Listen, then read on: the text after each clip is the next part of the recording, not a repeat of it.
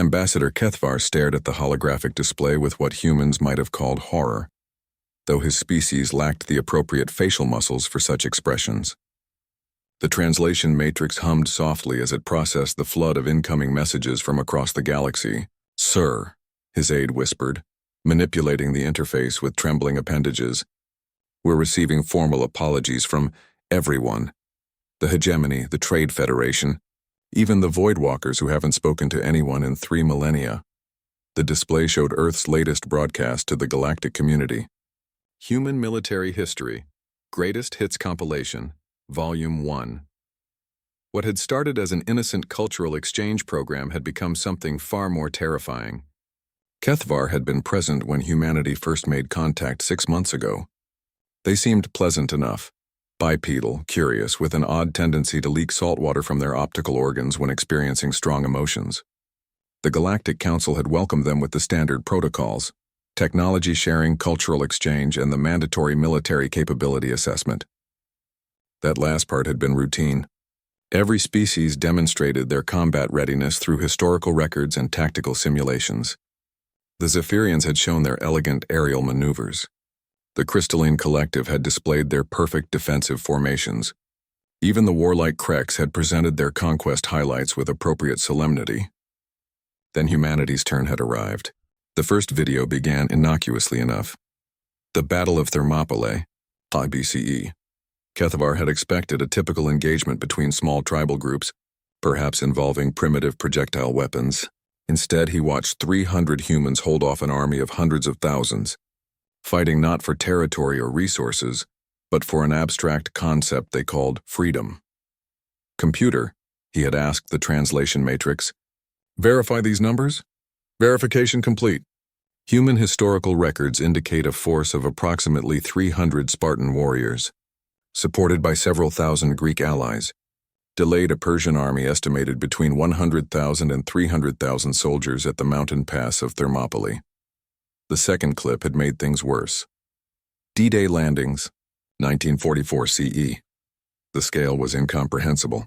Over 150,000 humans had voluntarily hurled themselves at fortified positions across an ocean, knowing full well that thousands would die in the first minutes. The tactical briefings were matter-of-fact about acceptable casualty rates.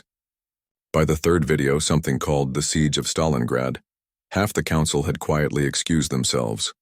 "Sir," his aide continued, scrolling through diplomatic communications, "the hegemony is offering immediate non-aggression pacts.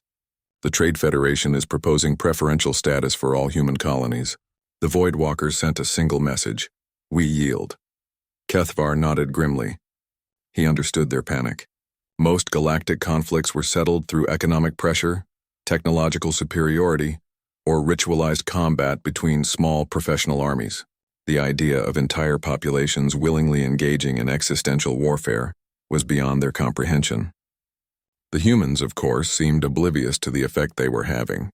Ambassador Sarah Chen had cheerfully explained that this was just their warm-up material. They had thousands more conflicts to showcase, including something called World War II, which apparently lasted 6 years and involved every major population center on their planet. "Have you seen their casualty figures?" Kethvar had asked his military advisor after that briefing. "Yes, sir. In their Second World War alone, they lost approximately 85 million individuals. They consider this a victory because they lost fewer people than their enemies." "Fewer? How many did their enemies lose?" "More, sir. Significantly more. The most disturbing part wasn't the scale of human warfare, but their attitude toward it. They spoke of their conflicts with a mixture of reverence and regret, honoring their dead while simultaneously studying their tactics with clinical precision. They had museums dedicated to preserving the memory of their wars, and schools where children learned about battles fought millennia ago. "Sir," his aide interrupted his brooding, "we're receiving a new transmission from Earth." The holo display flickered to life, showing Ambassador Chen's familiar face. "Greetings, Galactic Council. We've received your enthusiastic responses to our military history presentation. We're honored by the various offers of alliance and friendship, though we're not sure why everyone keeps apologizing." She paused, consulting a tablet. "We wanted to let you know that Volume 1 only covered our ancient and medieval periods. Volume 2 will focus on our modern conflicts. We've got some really exciting footage from our recent proxy wars and peacekeeping missions. Volume 3 will cover our theoretical future conflicts, including our military science fiction and tactical gaming scenarios. The transmission continued, but Kethvar had stopped listening. Around the council chamber, representatives were already drafting additional apology letters. "Sir?" his aide asked quietly. "Should we prepare a formal response?" Kethvar considered this. In 6 months, humanity had accidentally terrified a galaxy simply by sharing their history. They hadn't made threats or demands. They hadn't even seemed to realize they were demonstrating why picking a fight with their species would be a catastrophically poor decision. "Yes," he said finally. "Send them our congratulations on their cultural presentation, along with our species' formal application to join their United Nations organization." "Sir? But we're not from Earth."